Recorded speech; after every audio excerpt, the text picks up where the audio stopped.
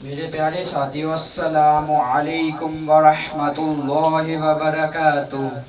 وعلیکم السلام ورحمۃ اللہ وبرکاتہ۔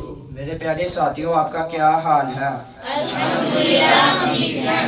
میرے پیارے ساتھیو، آج میں آپ کو رسول اللہ صلی اللہ علیہ وآلہ وسلم کی 3 احادیث پڑھ کر سناتا ہوں۔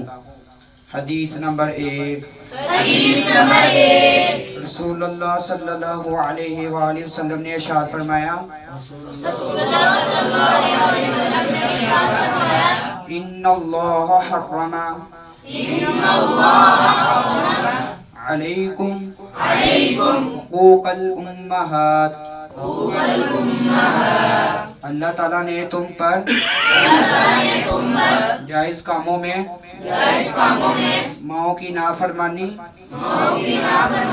حرام کر دی ہے۔ حدیث نمبر 2۔ من مات لا یشرک باللہ شیئا دخل الجنت، جو شخص اس حال میں فوت ہوا